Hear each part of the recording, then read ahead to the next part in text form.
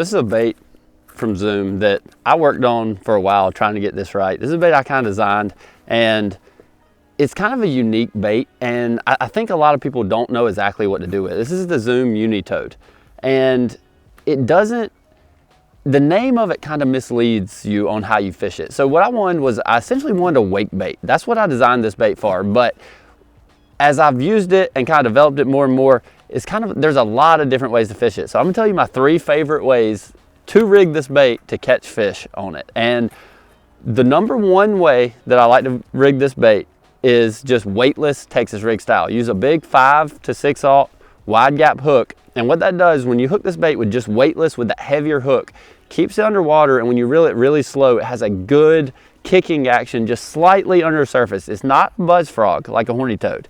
More of a wake bait, so it gets a good wobble to it, runs just under the surface, and will cause a lot of commotion, but doesn't actually bubble. It's more of a wake bait, and that's my number 1 way. That's what I designed this bait for. But as I've played with it, I figured out a few other ways to rig it. So I also like to rig it still Texas rig style with a big wide gap hook, but I'll put an 1/8 ounce to even a 1/4 ounce weight on it for fishing around vegetation.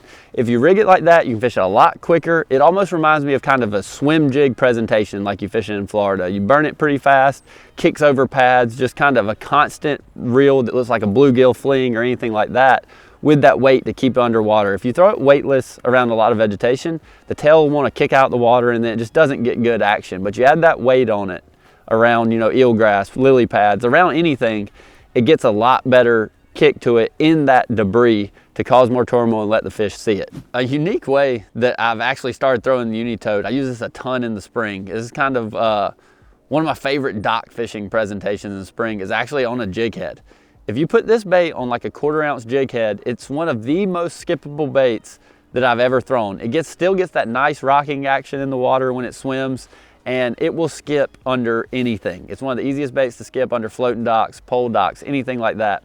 And it just looks like a big shad. It's a really, really good skipping bait on a jig head for bait casting gear, and it'll catch a lot of those spring fish. One of my favorite baits to cover a lot of water and fish docks in the spring.